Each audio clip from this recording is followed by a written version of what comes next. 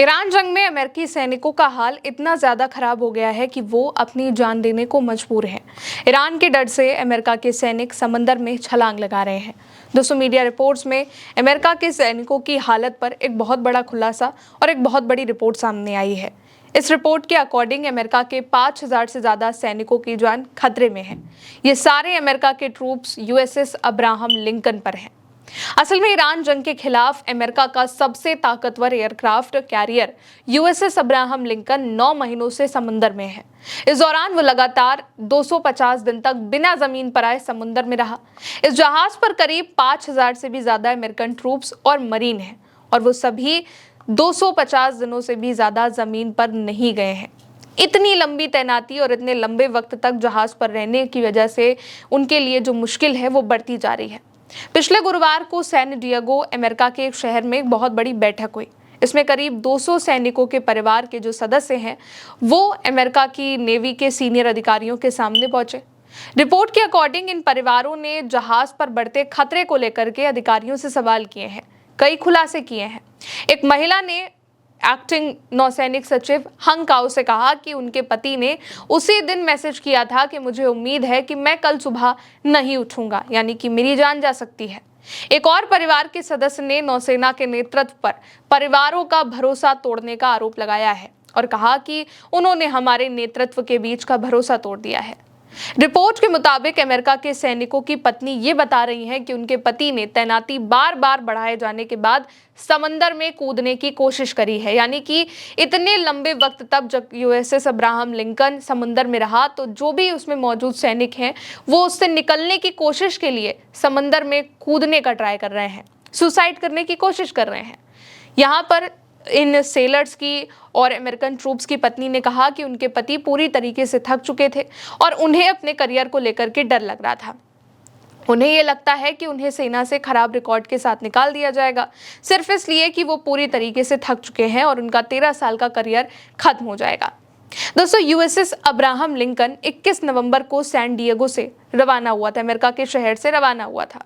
शुरुआत में इसको प्रशांत महासागर की ओर जाना था, लेकिन फिर अमेरिका, इजराइल और ईरान के बीच युद्ध शुरू हो गया। इसके बाद इसको मिडिल ईस्ट में भेज दिया गया और इसी के बाद से सैनिकों को जमीन पर बहुत कम वक्त मिला है।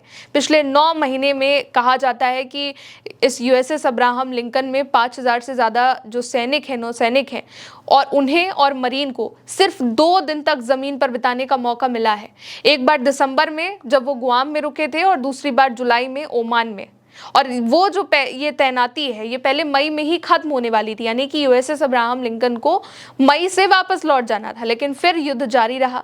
ईरान की ओर से, अमेरिका की ओर से लगातार हमले जारी रहे, जिसकी वजह से इसको कई बार आगे बढ़ाया गया, पुश किया गया और यूएसएस अब्राहम लिंकन अभी भी मिडिल ईस्ट में है।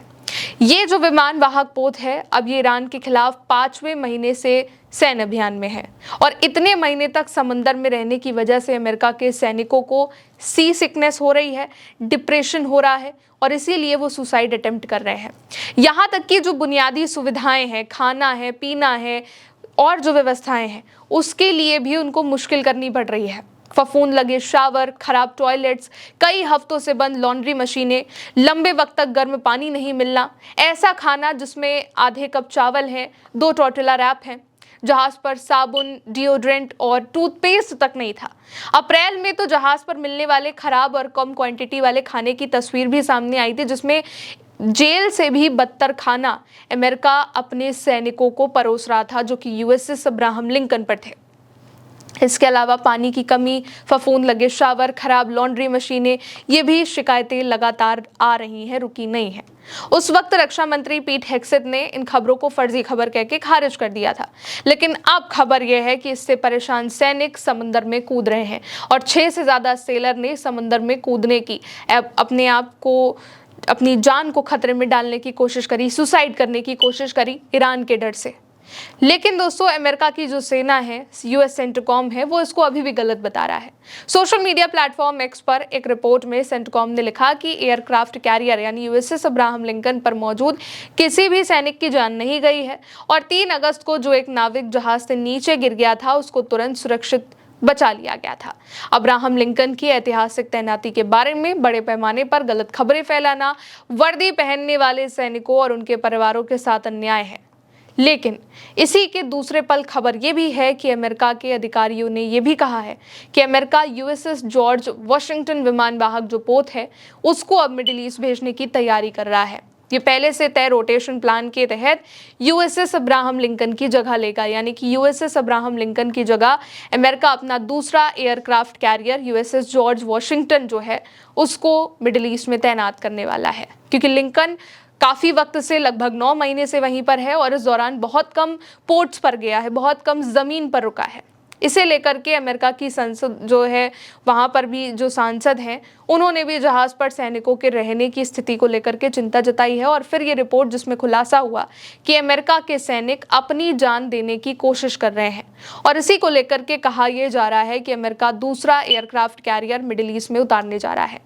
कुल मिलाकर के दोस्तों, ईरान जंग में अमेरिका की हालत पस्त हो चुकी है।